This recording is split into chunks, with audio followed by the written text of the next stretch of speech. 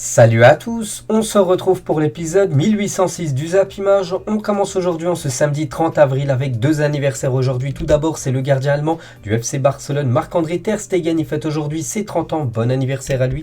Il y a aussi l'ancien défenseur de Manchester United, défenseur irlandais, donc c'est John O'Shea. Il fête aujourd'hui ses 41 ans.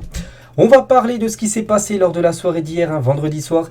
Et il y avait un gros match dans le championnat français. L'équipe de Strasbourg contre l'équipe du Paris Saint-Germain. Un match avec beaucoup de buts. 6 buts dans la rencontre, ça s'est clôturé un match nul. 3 partout entre le PSG et l'équipe de Strasbourg. A noter que le PSG menait quand même 3-1 dans le match. Ils se sont fait revenir en toute fin de partie, vu que le dernier buteur côté strasbourgeois, c'est Sassi, buteur à la 92e minute de jeu. Donc en gros dans les dernières secondes de la partie. Donc un match nul plutôt logique quand on voit les stats du match. J'ai regardé moi la rencontre, c'est que c'est un match nul plutôt logique. 14 tirs des deux côtés, plus de possession de balle, côté PSG. Le PSG a eu plus de tirs cadrés. Mais voilà, l'équipe de Strasbourg, c'est 2 tirs cadrés, 3 buts, comme pour les Strasbourgeois. Hier, donc un bon point, on va dire surtout pour l'équipe de Strasbourg qui perdait 3-1, qui est revenu à 3-3.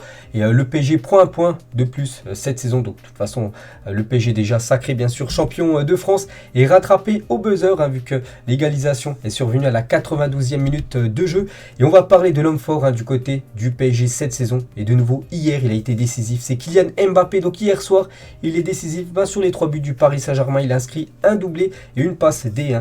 Kylian Mbappé, comme d'habitude, gros match de sa part et 24 buts et 15 passes décisives en 32 matchs pour Kylian Mbappé en Ligue 1 cette saison, tout simplement grandiose. Bien évidemment, c'est le meilleur buteur et le meilleur passeur du championnat français. Et on peut voir qu'ils sont 3 actuellement meilleurs buteurs et meilleurs passeurs de leur championnat. Karim Benzema, on peut voir aussi Mohamed Salah du côté de la première ligue. Et du coup, Kylian Mbappé, donc là, les stats ne sont pas encore mises à jour. Donc là, Mbappé, maintenant, il n'est plus à 22, 22 buts. Il est plutôt à 24 buts. Et bien sûr, 15 passes D pour Kylian Mbappé. Avec le PSG, cette saison je vous parle en Ligue 1, et seuls 3 joueurs ont réussi à atteindre la barre des 20 buts et des 15 passes décisives lors d'une saison de Ligue 1 depuis l'exercice 82-83. Il y a eu Marco Simone en 99-2000 et Eden Hazard en 2011-2012 avec l'équipe de Lille, et du coup Mbappé en 2021-2022, donc vu qu'il fait une magnifique saison. Bien sûr Kylian Mbappé, il rentre bien sûr dans les très très grands joueurs qui ont évolué dans le championnat français, et Mbappé, toute compétition confondue cette saison, si on rajoute la Ligue des Champions, la Coupe de France plus la Ligue 1, ça lui fait 35 buts et 23 passes décisives cette saison pour Kylian Mbappé. Et les 6 derniers matchs de Mbappé avec le PSG, c'est déjà 9 buts et 5 passes décisives. On a l'impression là que les derniers matchs de cette saison, les gars, il est de plus en plus fort, le joueur Kylian. Et Mbappé, comme on continue de parler avec lui, vu qu'il a encore marqué 2 buts hier, donc c'est ses 130e et 131e buts en Ligue 1 Uber Eats pour Kylian Mbappé. Il devient le 2e meilleur buteur dans l'élite au 21e siècle. Il dépasse du coup Zlatan Ibrahimovic. Il y a juste maintenant un joueur qui est devant lui, c'est Edinson Cavani à 138 et Mbappé est à 131. Donc voilà, il pourrait peut-être revenir sur Cavani, bon peut-être pas cette saison, peut-être la saison prochaine bien sûr, c'est Mbappé. Reste de nouveau du côté de Paris. Et on peut voir qu'il a obtenu une belle note de 8/10 aujourd'hui dans le journal L'équipe, à la plus haute note pour un joueur du Paris Saint-Germain, plutôt logique vu qu'il est décisif sur les 3 buts. Et Bellegarde, donc un joueur de Strasbourg, lui a obtenu la note de 6/10 pour sa belle prestation hier. Et toujours avec Kylian Mbappé, donc il était au micro de quelques journalistes à la fin du match. Il a dit: il reste 3 matchs, je vais continuer à aider mon équipe à gagner. On a un peu donné le bâton pour se faire battre. Félicitations à eux, félicitations à l'équipe de Strasbourg d'être revenu en fin de match. Comme j'ai dit les gars, le PSG quand même mené avec plus 2 en 20 minutes de la fin de la partie. Et question en zone mixte, votre entraîneur a parlé d'un avenir à Paris l'année prochaine avec vous. Réponse de Kylian Mbappé, vraiment dépité, il en a marre Kylian Mbappé, qu'on lui pose toujours des questions par rapport à son avenir. Donc il est parti et l'air exaspéré, il a dit: ah c'est bon, en gros voilà, vous me saoulez avec vos questions toujours sur mon avenir. On connaîtra bien sûr l'avenir de Kylian Mbappé, ça sera après le dernier match du PSG cette saison, c'est contre l'équipe de Metz, quelques heures après ou peut-être quelques jours après. Voilà, Mbappé dira sa décision concernant son futur, soit il reste, soit il quitte le club pour aller certainement du côté de Madrid. Et Pochettino les gars, en conférence de presse, c'était avant le match, il avait dit à 100% aujourd'hui je reste au PSG l'an prochain, et Kylian Mbappé sera là aussi. Donc il est revenu sur cette déclaration, Mauricio Pochettino, donc hier. Donc j'ai répondu à la question sur le pourcentage aujourd'hui, donc 100%, c'est sorti de ce contexte aujourd'hui. Moi et Kylian, là à 100%, mais cela ne concerne pas l'avenir. Donc il est revenu bien sûr sur ses propos qu'on fait polémique, hier. avant le coup d'envoi. Et toujours Pochettino les gars sur le match hier. Hein. Nous n'avons pas gagné mais j'ai vu de très belles choses sur le terrain. Je pense que nous étions meilleurs ce soir et nous avons été très professionnels, ce qui est très positif pour cette fin de saison. Bon, il ne reste plus que 3 matchs pour l'équipe du PSG avant la fin de cet exercice 2021-2022. Et c'est que Pochettino avait dit que voilà, quand le titre de champion sera validé, il fera jouer souvent les jeunes. Et on peut voir qu'il a fait quand même aucun changement jusqu'à la 85e minute. C'est quand même très moyen de la part de Pochettino. Il y a des jeunes joueurs qui veulent jouer du côté du PSG. Il les fait pas jouer, c'est vraiment dommage. Aucun jeune du PSG n'est titulaire ce soir, malgré l'officialisation du titre le week-end dernier et l'absence de certains titulaires. Normal selon vous? Non, c'est pas normal. Surtout qu'il avait dit qu'il allait faire confiance aux jeunes. On pense à Xavi Simons ou même Michu. Bon, Michu était suspendu bien sûr pour ce match, mais bon voilà, c'est très décevant bien sûr la gestion on va dire de Pochettino avec les jeunes. Voilà, quand je suis un jeune par exemple Xavi Simons les gars, on peut comprendre qu'il a une envie de départ bien sûr vu que Pochettino ne compte pas du tout sur lui. Toujours avec le PSG, la triplette offensive hier. Donc Messi n'a pas marqué ni de passe D. Mbappé, donc 2 buts, une passe D, comme un gros match de sa part. Et Neymar, pas de but, mais une passe décisive. C'est lui qui a délivré la première passe D pour le but de Kylian Mbappé hier. Et on peut voir que Neymar a été décisif lors de 7 de ses 8 derniers matchs avec le PSG, toute compétition confondue. Il y a juste contre l'équipe de Monaco, il n'a pas été décisif. Sinon, il y a eu des buts, il y a eu des passes D pour Neymar. Donc hier, une passe D de plus pour le joueur brésilien. Et Neymar pour PSG TV à la fin du match, on est une grande équipe qui a fait une belle saison. Nous sommes contents d'être à la première place et d'avoir déjà gagné ce championnat. On doit continuer dans cette voie. Voilà ce que dit Neymar les gars par rapport à cette fin de saison. Il aimerait terminer cette fin de saison avec 3 succès là pour les 3 derniers matchs. Et n'oubliez pas que Neymar est actuellement à 98 buts inscrits du côté de Paris. Donc il lui reste plus que 2 buts pour atteindre la barre symbolique des 100 buts avec le PSG. Une petite photo de Neymar avec Léo Messi, un souriant. Hier, c'était avant de tirer un coup franc. Léo Messi a quelques coups francs, dont un surtout en première période qui a touché quasiment le poteau. C'est le gardien strasbourgeois qui l'a dévié, du coup, qui l'a mis en corner.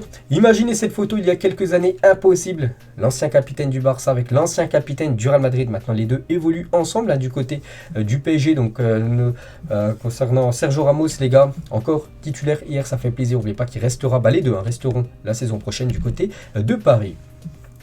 Et Ramos, après le match, il a dit je suis content de mon retour, de bien récupérer, d'enchaîner des matchs. Je vais essayer de retrouver mon meilleur niveau pour la saison prochaine. Le travail est une récompense. Voilà ce que dit Sergio Ramos. Je pense qu'il aurait pu aider beaucoup le PSG, surtout cette saison en Coupe d'Europe, en Ligue des Champions. Par exemple, ce match contre le Real Madrid, tout le monde avait la tête baissée. Peut-être avec un joueur dans le leadership de Sergio Ramos, il aurait pu bien sûr essayer de remobiliser tous les joueurs parisiens. Peut-être qu'il n'y aurait pas eu ce match honteux qu'a fait le PSG bien sûr lors du match retour du côté de Madrid. Mais bon, on ne saura jamais bien sûr comment aurait pu se passer ce match avec Ramos, n'était pas là. Et Juan Bernat les gars, lui aussi il a joué hier un titulaire, ça fait plaisir. Donc il était préféré à Nuno Mendes. Un match en ballon avec beaucoup de buts, c'est un match nul mérité. La défense à 3, ça donne plus de liberté aux pistons et ça nous permet d'attaquer plus. Voilà ce qu'a dit Juan Bernat après cette rencontre hier. Et ils l'ont enfin 7 étoiles. C'est vrai qu'hier, le PSG a joué avec une étoile au-dessus de son écusson. Donc l'étoile est présente au-dessus du logo parisien pour le déplacement à Strasbourg ce soir. Donc ça a été officialisé dans l'après-midi. C'est pour ça que je n'avais pas parlé hier. Donc ça s'est fait très très rapidement. Et du coup voilà, le PSG a joué avec son étoile de vainqueur de 10 championnats de France.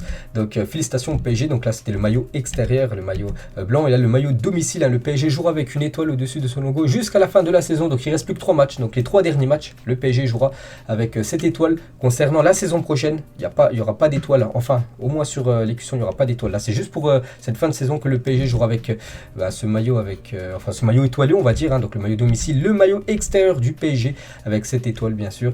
Donc une étoile où c'est la tour Eiffel bien sûr, on peut voir voilà, c'est la tour Eiffel en forme d'étoile en gros, avec toutes les dates bien sûr des titres remportés par l'équipe du PSG. Et un badge collector viendra également se placer sur la manche droite du maillot. Ce badge sera uniquement destiné aux détenteurs du maillot. Il ne sera pas porté par les joueurs lors de leur match pour des raisons réglementaires. Donc voilà une petite info en plus concernant les étoiles, voilà, les patchs et tout ça en plus sur le maillot parisien. Et d'après la source 75, donc un Twitter qui relaye les infos concernant le PSG, un aperçu de ce à quoi ressemblera le 4e maillot du PSG la saison prochaine. Donc un maillot normalement tout noir avec les sponsors en gros en jaune ou doré. Voilà, à quoi devrait ressembler le 4e maillot parisien saison prochaine. On va parler de l'équipe de Strasbourg, les gars. Donc Strasbourg est revenu comme à 3 partout hier, et quel caractère en une du journal. L'équipe aujourd'hui dans la magnifique ambiance de la Méno. Le décuple champion de France, malgré 2 buts d'avance et un doublé de Mbappé, n'a pas résisté au retour du Racing. Félicitations à cette équipe vraiment qui fait une magnifique saison. N'oubliez pas que Strasbourg est sur une saison historique, 57 points, une première depuis 78-79 où ils avaient terminé champion de France. Bon, ils ne seront pas champions de France parce qu'on sait déjà que c'est le PSG. Mais pour vous montrer voilà, leur saison, là c'est la meilleure actuellement de leur histoire, avec bien sûr cette saison 78-79 à l'époque. Donc Strasbourg très impressionnant. Et Strasbourg est l'une des 2 équipes de Ligue 1 invaincues à domicile en 2022, avec tout simplement l'équipe du Paris Saint-Germain. Donc le PSG, c'est depuis le début de la saison qu'ils n'ont perdu aucun match à domicile. Et toujours avec Strasbourg et la première équipe de Ligue 1, cette saison a disposé de 3 joueurs à au moins 10 buts marqués. Donc la dernière fois, c'était lors de cette saison où vous avez été champion en 78-79 et vous avez eu également aussi 3 joueurs qui avaient marqué au moins minimum 10 buts. Donc cette saison, il y a Habib Diallo, un attaquant, Kevin Gamero, buteur, et aussi Ayork. Donc les 3 sont à minimum 10 buts inscrits cette saison en Ligue 1. Donc voilà, c'est un événement du côté de Strasbourg. Et pour revenir les gars sur Kevin Gamero, donc buteur hier, buteur au match aller. Le PSG s'est imposé 4-2 au match aller contre Strasbourg. Donc il avait été buteur. Et du coup, il a marqué 2 buts en 2 matchs contre son ancien club du PSG, Kevin Gamero, qui avait joué au PSG dans le passé. Et on peut voir que Gamero vient de claquer le 160e but de sa carrière dans un championnat du top 5 européen. Il devient le 3e meilleur buteur français au 21e siècle. On peut voir le premier Benzema, Henry 2e, et du coup Gamero 3e position, 160 buts pour Kevin Gamero. Anthony Sassi, celui qui a inscrit le dernier but côté strasbourgeois à la 92e minute. Cette nuit, j'ai rêvé que j'allais marquer ce soir et ça s'est réalisé. Donc voilà, son rêve est devenu réalité en plus contre le PSG. Donc félicitations à lui. Et Julien Stéphan, quelle énergie, quelle force de caractère, quel groupe tout simplement. Voilà, ce groupe de Strasbourg qui peut viser tout simplement une place peut-être en Europa League, pourquoi pas en Ligue des Champions si Strasbourg accroche cette 3e place, voire la 2e. N'oubliez pas que Strasbourg se déplacera du côté de Marseille pour l'avant-dernière journée de championnat. Et les supporters strasbourgeois répondent une nouvelle fois présent. L'ambiance est folle à la Méno. C'est qu'il y a énormément d'ambiance. C'est que toujours, c'est une belle atmosphère du côté de la Méno. Et le football, c'est chic quand les valeurs priment sur le fric. Banderole à Strasbourg hier par rapport à l'adversaire, bien sûr, parisien. Du coup, sur toujours au territoire français, il y a 2 affiches aujourd'hui. Lens, Nantes, Rennes, Saint-Etienne. Ce soir à 21h, on peut avoir aussi une journée de Ligue 2.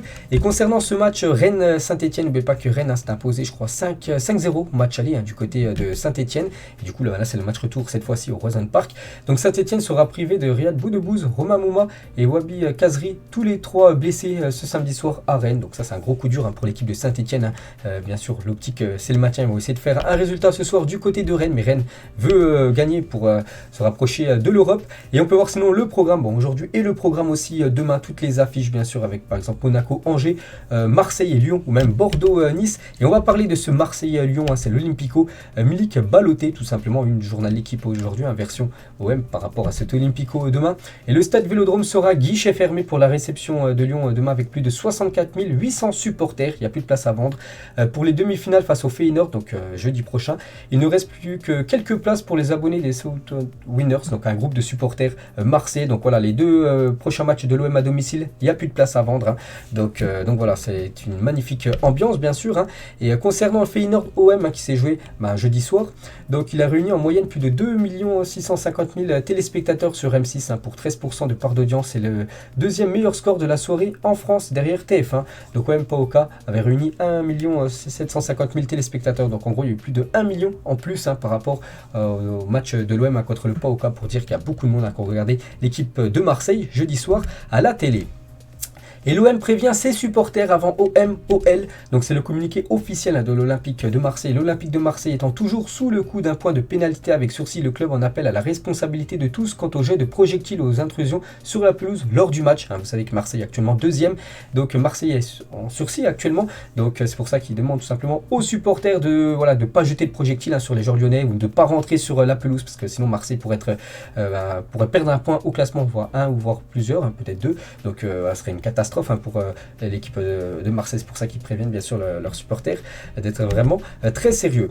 Et boss les gars sur Sampoli, donc le coach lyonnais, il a dit, je me rappelle surtout de l'époque où il était entraîneur du Chili, il a joué avec beaucoup d'agressivité, de pressing devant, c'est un entraîneur très intéressant qui a beaucoup de jeux tactiques différents. Voilà ce que dit le coach lyonnais. Sur le coach marseillais, Maxence Cacré, les gars, ne sera pas dans le groupe de Lyon pour le match de ce week-end face à Marseille. Le jeune milieu français toujours touché au genou, donc il est forfait. Maxence Cacré, ça c'est un gros coup dur pour l'OL. Et on peut voir que Lyon joue avec ce maillot demain, donc un maillot inédit, nous jamais joué avec ce maillot. Donc Lyon dévoile son nouveau 4e maillot de la saison prochaine qu'il portera ce week-end face à l'OM. Donc c'est le maillot en gros de la saison prochaine et c'est officiel, c'est le 4e maillot pour Lyon la saison prochaine. Et du coup ils joueront, vu que c'est un match spécial contre Marseille, c'est l'Olympico, ils joueront avec ce maillot demain soir et voilà, ce sera le 4e maillot de l'OL, saison 2022-2023, saison prochaine. On va parler de Bordeaux qui joue contre Nice et Bordeaux est la seule équipe du top 5 européen à avoir perdu 28 points en championnat cette saison après avoir mené au score. Donc là c'est une catastrophe bien sûr pour l'équipe de Bordeaux. Donc demain c'est quasiment le dernier match où ils ont l'espoir encore de se maintenir. Il faut absolument s'imposer, c'est à domicile contre l'OGC Nice. Donc voilà les gars, la triste stat sur les Girondins de Bordeaux. Il y avait aussi des autres matchs hier en Europe, en Allemagne, Union Berlin contre Greuther Fürth, score final 1 partout entre ces deux équipes. On peut voir les stats du match, donc il n'y a pas eu grand chose qui s'est passé, il y a eu seulement 13 tirs dans la partie, donc un match nul plutôt logique. Et concernant Union Berlin, donc toujours 6e au classement, Greuther Fürth, c'est sûr, ils descendent en Bundesliga 2, saison prochaine, ils ont 18 points, il ne reste plus que 2 matchs pour eux, vu qu'il y en a 34 en Allemagne, ils ne pourront pas revenir sur l'avant-dernier, donc Greuther Fürth, c'est officiel, descend en Bundesliga 2. Et on peut voir sinon le programme aujourd'hui en Allemagne, les gars, voilà, toutes les affiches ont lieu aujourd'hui sur le championnat allemand. On peut voir aussi le programme en Italie et aussi aux Pays-Bas, voilà pour cette journée. Aujourd'hui, en ce samedi, on peut voir aussi le programme en Angleterre. Leeds reçoit Manchester City, l'actuel leader. Et là, dans quelques minutes, Newcastle contre Liverpool. Deux équipes en très très grande forme. Gros danger pour Liverpool ce week-end face à un Newcastle de haut niveau en 2022. Donc, classement de Première Ligue en 2022, Liverpool sera en tête, 14 matchs. Et Newcastle est quand même devant l'équipe de Manchester City. Bon, après, ils ont 2 matchs de plus que les Citizens. Mais voilà, ils seraient classés 2e si on ferait le classement de la Première Ligue seulement sur cette année 2022. Donc, voilà, c'est un déplacement très compliqué pour Liverpool qui devra absolument s'imposer pour revenir déjà sur City. En plus City joue quelques heures après, donc voilà, pas le droit à l'erreur pour Liverpool, victoire obligatoire dans ce déplacement compliqué du côté de Newcastle. Sinon on peut voir voilà le classement bien sûr de cette première ligue, bien sûr très très serré, toujours un point d'écart entre City et Liverpool à 5 journées de la fin. Il y avait aussi un match en Espagne, Séville contre Cadix. Et Cadix est venu prendre le point du match nul du côté de Séville. Après s'être imposé, vous vous souvenez, il y a quelques jours du côté du Barça. De nouveau, un déplacement plutôt pas mal pour eux. Un point pris, pourtant c'était mené 1-0. En-Nesyri buteur, l'attaquant marocain. Côté sévillan, on peut voir les stats du match. C'est quasiment aussi du kiff-kiff voilà, lors de cette rencontre. Et du coup, Cadix, les gars, donc du côté du Real, ils ont fait 0-0. Du côté du Barça, ils ont gagné 1-0. Et du côté du FC Séville, ils ont fait 1 partout. Donc contre les 3 premiers du championnat, ils n'ont pas perdu à l'extérieur, tout simplement, cette équipe de Cadix. C'est incroyable, bien sûr, cette équipe en plus qui lutte quand même pour jouer le match. Donc avec ce point du match nul, ils sont toujours à la 17e position, 32 points, donc 2 points de plus que Grenade, premier relégable. Et du coup on peut voir aussi ce classement, donc ça fait les affaires aussi du FC Barcelone à ce match nul de Séville. Donc Séville repasse devant le Barça, mais le Barça match en retard par rapport à cette équipe de Séville. Le Barça joue demain contre l'équipe de Majorque et on peut voir le programme aujourd'hui. Et il y a une affiche les gars à 16h15, le Real Madrid contre l'Espagnol Barcelone. N'oubliez pas que la Liga peut être acquise pour le Real Madrid cet après-midi.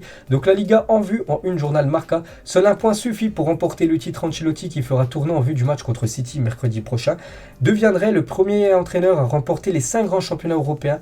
Le Bernabéu n'a plus célébré un titre de Liga dans son stade depuis 15 ans, parce que le dernier qui a été remporté il y a 2 ans, c'était lors de la pandémie du Covid. Et du banc à la Plaza de Cibeles, donc cette place du côté de Madrid, Real Madrid, avec une majorité de joueurs habituellement remplaçants, cherchera à obtenir le point qui lui manque pour gagner la Liga. Casemiro jouera en défense centrale cet après-midi. Le club et la mairie ont préparé les festivités en cas de titre. Donc voilà les gars, s'il y a un point du match nul aujourd'hui, donc aux alentours des 19h, il y aura beaucoup de monde du côté de la place de Cibeles, une place bien sûr du côté de Madrid, bien sûr tous les supporters du Real Madrid iront célébrer ce 35e titre de la Liga remporté par l'équipe madrilène. On peut voir le groupe convoqué par Carlo Ancelotti, donc quasiment tout le monde est là. David Alaba, que j'avais parlé hier les gars, n'est pas présent, il est même très incertain pour le match contre Manchester City. Et on peut voir que Casemiro et Valero formeront la défense centrale du Real Madrid aujourd'hui face à l'Espagnol. Regardez normalement la compo probable: Courtois au but, Marcelo devrait commencer à la place de Mendy, Casemiro et du coup Valero, défense centrale, Vasquez à droite, Camavinga, Ceballos, Isco, Rodrigo, Mariano à la place de Benzema et Asensio. Donc beaucoup de joueurs remplaçants devraient commencer titulaires pour prendre aucun risque avant le match bien sûr contre l'équipe de Manchester City imprévu mercredi soir. Vicente Moreno, l'entraîneur de l'Espagnol, on va obtenir les 3 points. Ensuite on verra ce qui se passe. Madrid est une super équipe, il leur reste à certifier s'ils sont champions ou non cet après-midi. C'est un rival très difficile à battre et demain, donc aujourd'hui ne sera pas moins, donc voilà ce qu'il dit Vicente Moreno. Et Carlo Ancelotti les gars en conférence de presse hier, nous sommes conscients que nous sommes très proches de remporter le titre, mais il faut marquer des points dans ces matchs car ce n'est toujours pas fini. Il manque encore un point pour l'équipe madrilène. Nous aimerions terminer aujourd'hui. L'équipe est très concentrée sur le match que nous devons jouer aujourd'hui contre l'équipe de l'Espagnol Barcelone. Et Pochettino, par rapport, vous vous souvenez à ce qu'il a dit, à 100% aujourd'hui, je reste au PSG l'an prochain, Kylian Mbappé sera là aussi. Donc il y a une question sur ça. Il a répondu Ancelotti en conférence de presse. Les entraîneurs en conférence de presse ne peuvent pas dire tout le jour la vérité. Donc voilà ce qu'a répondu Ancelotti par rapport à Kylian Mbappé, son avenir peut-être du côté de Madrid.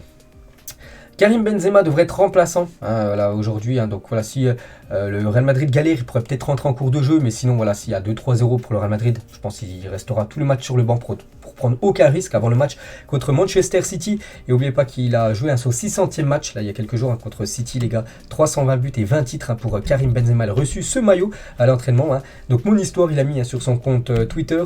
On peut voir aussi que Benzema, n'oubliez pas que c'est le meilleur buteur français dans le top 5 européen depuis 30 ans. 260 buts pour Karim Benzema. On peut voir Henry 233 ou Gamero qu'on a parlé tout à l'heure, 160 pour l'attaquant strasbourgeois.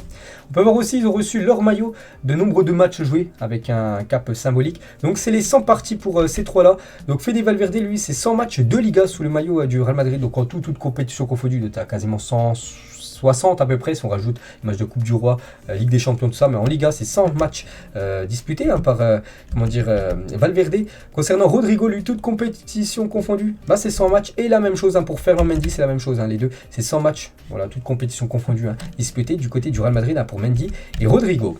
Et concernant Ferland Mendy, une grosse info, si de bonnes offres arrivent cet été, Mendy et Marco Asensio seront vendus. Donc voilà, ils pourraient être vendus malgré Ferland Mendy, pourtant qu'il est bon du côté du Real Madrid. C'est une belle offre d'un autre club qui veut s'offrir, le défenseur gauche français. Le Real pourrait vendre le joueur Mendy. Vini Junior, il a dit: je pense que la prochaine décision importante de ma vie sera de signer à nouveau pour le Real Madrid. Donc en gros de prolonger son aventure du côté de Madrid. Et 41 buts et 13 passes D pour Benzema, 18 buts et 18 passes D pour Vini Junior cette magnifique saison pour les deux, le duo au nord du côté de Madrid. Côté FC Barcelone, la une aujourd'hui du journal Sport. Donc la grimace d'éculé, donc en gros ça veut dire les larmes en gros de Ronald Araujo hier qui a officialisé, on peut dire, sa prolongation jusqu'en 2026. Il avait normalement jusqu'en 2023 et du coup il a prolongé de 3 saisons supplémentaires du côté du FC Barcelone. Donc Araujo ému lors de la cérémonie de prolongation. Donc on peut voir quelques photos, donc jusqu'en 2026 il prolonge l'aventure du côté du FC Barcelone. Donc quelques photos avec le président Juan Laporta. Donc ils étaient au Camp Nou hier, il y avait un beau soleil du côté de Barcelone pour signer tous les papiers, bien sûr, c'est officiel. Il prolonge jusqu'en 2026. Ronald Araujo qui était ciblé par pas mal d'équipes, dont Chelsea, Manchester United, qui le voulait à une année de la fin de son contrat. Du coup, il prolonge de 3 saisons supplémentaires du côté du Barça. Il a dit c'est un immense bonheur d'être dans ce club. La meilleure équipe du monde, c'est formidable. Merci à mes parents, ma femme, parce que nous avons traversé beaucoup de choses. Atteindre cet objectif est très important pour nous. Merci pour tout le soutien. Il a aussi dit Xavi est une personne importante pour moi. Il parle toujours d'un certain nombre de choses. De même avec le capitaine Busquets, je suis content de mes coéquipiers et du staff technique. Il a aussi dit je n'ai jamais douté, j'ai toujours été clair que ma place est ici au Barça. Je crois beaucoup aux jeunes joueurs que nous allons nous lever et gagner beaucoup de titres à partir de maintenant. Donc on verra bien sûr si le Barça qui fait une saison blanche cette saison, si la saison prochaine sera bien meilleure, on va dire, surtout niveau titre pour les Blaugrana. Et Juan Laporta, par rapport à la prolongation de Araujo, je voudrais exprimer ma gratitude envers Araujo. C'est une personne formidable qui nous aidera à soutenir notre projet sur le long terme, parce qu'il est jeune, bien sûr, Araujo, et bien sûr il prolonge du côté du Barça. Et on peut voir qu'Ansu Fati est venu fêter la prolongation d'Araujo avec le défenseur uruguayen. Donc après, ils sont partis, j'en sais rien, je sais pas où c'est. Bref, il y avait le jeune Ansu Fati, les gars, voilà, qui était là, hein, avec Araujo, bien sûr, par rapport à sa prolongation de contrat. Et concernant Ansu Fati, le Barça joue demain soir, hein, contre l'équipe de Mallorca. Et normalement, il devrait être dans le groupe Blaugrana. J'ai toujours pas le groupe, hein, voilà, qui sera donné peut-être dans la journée. Donc il devrait être présent. On pourrait le voir, hein, jouer quelques minutes. Ansu Fati qui a été de nombreuses fois blessé, hein, cette saison. Et toujours avec le Barça, regardez les derniers matchs du Barça. Il reste encore 5 matchs du Barça en Liga. Donc 3 à domicile, 2 à l'extérieur. Et à ce Betis Barça qui va être très important la semaine prochaine, le 7 mai. Et le dernier match, le 25 mai, c'est un match amical du côté de l'Australie, hein. Voilà, ce sera la première fois que le Barça évoluera en Australie. On a une petite info concernant Mingueza et Braithwaite. Ils sont positifs au Covid-19. Ils sont forfaits pour le match demain. Bon rétablissement aux deux joueurs du FC Barcelone. Et lui aussi, il est forfait demain. Donc il n'a pas le Covid. Mais il est blessé. Fracture au 4e orteil du pied gauche pour Nico Gonzalez, hein. Donc Nico Gonzalez, il est forfait, hein, demain et il devrait normalement prolonger, hein, son aventure du côté du Barça. Le Barça veut prolonger Nico jusqu'en 2027, hein, le milieu de terrain. On va parler d'Ousmane Dembélé. Le PSG offre un salaire net de 17 millions d'euros plus prime à la signature à Ousmane Dembélé qu'en fin de contrat, en fin de saison. Le Français donne toujours sa priorité au Blaugrana et d'après les dernières infos, il devrait prolonger, hein, du côté du FC Barcelone. C'est quasiment bientôt fait, on va dire, hein, l'accord, voilà, que les deux parties vont bientôt se mettre d'accord. Mais le PSG, les gars, voilà, tente le tout pour le tout, hein. Ils veulent s'offrir, voilà, Ousmane Dembélé pour lui offrir bien sûr un énorme salaire, bien plus que propose, hein, le FC Barcelone. Et concernant Adama Traoré, vous savez, ce joueur du Barça prêté par Wolverhampton. Donc Adama Traoré pourrait finalement ne pas être acheté par le Barça. Les récentes performances de Dembélé et sa prolongation en bonne voie poussent l'Espagnol vers la sortie. Donc du coup, le Barça ne compte en gros pas conserver pour l'instant, hein, Adama Traoré. Donc du coup, il devrait retourner du côté de Wolverhampton, hein. N'oubliez pas qu'il avait une option d'achat de 30 millions d'euros, hein, si le Barça voulait l'acheter. Et toujours avec le Barça, on va parler du Barça Futsal qui jouait hier soir une demi-finale de Ligue des Champions. Futsal. Et le Barça s'est imposé 5-4 contre le Benfica. Du coup, le Barça se hisse en finale cette saison, hein, de Ligue des Champions Futsal, hein. Félicitations aux Blaugrana. Ils joueront contre un autre club portugais. Cette fois-ci, c'est l'équipe du Sporting, hein, qui s'est imposée contre une équipe française, Enières 92, hein, dans la banlieue parisienne. Donc Enières s'est incliné 6-2 contre le Sporting, hein. Du coup, Sporting FC Barcelone, les gars, en finale de cette Ligue des Champions Futsal. On va parler de l'Inter Miami, hein, cette équipe en MLS va pouvoir faire construire son nouveau stade d'une capacité de 25 000 places. La ville de Miami vient d'approuver le projet, donc voilà, c'est officiel. Bon, maintenant le stade, il faut qu'il se fasse, hein. Il devrait être fini dans quelques années. On n'a pas la date exacte, bon, ça va prendre quand même quelques temps, hein, je pense 3 voire 4 ans. Donc voilà à quoi devrait ressembler le nouveau stade, hein, de l'Inter Miami, le club de David Beckham, vu que c'est l'ancien joueur du Real Madrid, bien sûr, le président de cette équipe, hein. Donc voilà, dans la ville de Miami, bien sûr, le stade, hein, qui va être magnifique, hein. Voilà, donc c'est un sublime stade, pour cette équipe de l'Inter Miami. On va parler de l'Ukraine qui disputera un match amical contre le Borussia Gladbach, hein. Pourtant c'est un club contre un pays. Donc le 11 mai prochain, donc pour préparer son barrage de Coupe du Monde contre l'Écosse, hein. N'oubliez pas qu'il y a ce match de barrage, hein, contre l'Écosse, et le vainqueur jouera en finale de barrage, hein, contre le Pays de Galles, hein, bien sûr, pour une place en Coupe du Monde. Donc voilà, l'Ukraine jouera contre l'équipe de Gladbach dans quelques jours. Toujours avec la Coupe du Monde, plus de 23 millions de demandes d'achat de billets ont été faites pour la Coupe du Monde 2022. Donc bien sûr, tout le monde ne pourra pas venir voir, hein, les matchs de la Coupe du Monde. Donc les sélections les plus populaires, voilà, en gros, les sélections qui vendent le plus de billets: l'Argentine, le Brésil, l'Angleterre, la France, le Mexique, l'Arabie Saoudite et les États-Unis. Donc c'est les plus fortes demandes en gros. Et on peut voir, outre la finale, voici les rencontres les plus demandées: Argentine, Mexique, hein, donc il se jouera certainement à guichet fermé ce match. La même chose pour l'Argentine, l'Arabie Saoudite et Angleterre, États-Unis. Donc c'est des matchs de poule. Donc voilà, il y a beaucoup de demandes, hein, surtout pour ces 3 rencontres et surtout, hein, bien sûr, pour la finale. On va parler d'une grosse info concernant le rachat de Chelsea et Jim Ratcliffe. Donc le propriétaire d'Ineos et de l'OGC Nice a proposé 4,8 milliards d'euros pour acheter Chelsea. Il a dit, hein, sa déclaration dans le Time Sport: nous n'avons aucune motivation de profit parce que nous faisons notre argent par d'autres moyens. Donc voilà, le propriétaire de l'OGC Nice pourrait acheter tout simplement l'équipe de Chelsea. Donc voilà, peut-être un acheteur, hein. Et lui aussi, les gars, pourrait acheter l'équipe de Chelsea. C'est le milliardaire américain Todd Boehly, notamment copropriétaire des Dodgers, donc une franchise de baseball aux États-Unis, serait le favori pour le rachat de Chelsea. Donc ça peut être lui ou Jim Ratcliffe, les gars, peut-être le futur propriétaire, hein, de l'équipe de Chelsea, hein, qui est toujours à vendre, bien sûr, le club anglais. Et lui aussi, les gars, pourrait acheter un club. Donc, c'est pas Chelsea, c'est un club en France. C'est l'AS Cannes hein, qui évolue quand même en National 3, donc en 5e division française. Et le milliardaire américain Dan Fredkin, donc propriétaire de l'AS Roma depuis août 2020, devrait racheter l'AS Cannes. Et c'est quasiment fait. Donc, la signature pourrait intervenir très prochainement, annonce RMC Sport. Le retour de ce grand club qui a entrevu passer comme Zinedine Zidane à l'époque, il jouait du côté de Cannes, même Luis Fernandez ou encore Vieira. Donc voilà, si bien sûr il achète cette équipe de Cannes, si c'est un milliardaire, pour ramener bien sûr des moyens dans cette équipe de Cannes, avoir pour l'objectif de monter peut-être en Ligue 2 d'ici 4-5 ans. Donc voilà les gars, Cannes pourrait se faire racheter. On va parler de David Silva, prolonge avec la Real Sociedad d'une saison supplémentaire. Il est en fin de contrat là dans quelques semaines et du coup il prolonge jusqu'en 2023 du côté de la Real Sociedad, l'ancien joueur de Manchester City. Une info officielle concernant le coach de Dijon, Patrice Garande, 13e de Ligue 2, quittera son poste d'entraîneur de Dijon à l'issue de la saison. Donc voilà, Dijon devra trouver un nouveau coach. Le rêve de tout fan de football, c'est le magnifique stade de River Plate, les gars, du côté de l'Argentine. Regardez déjà ce stade mythique, bien sûr, hein, avec beaucoup de monde. Hein. Je ne sais pas exactement la capacité, mais c'est toujours très très chaud, bien sûr, hein, surtout les matchs entre River Plate et l'équipe de Boca Juniors. Là aussi, il y aura beaucoup de monde. Hein. L'équipe de Sounders de Seattle annonce que plus de 61 000 billets ont été vendus pour leur finale de Ligue des Champions de la CONCACAF, donc sur le continent nord-américain. Donc cette équipe de Seattle jouera contre les Pumas, donc une équipe mexicaine en finale de Ligue des Champions.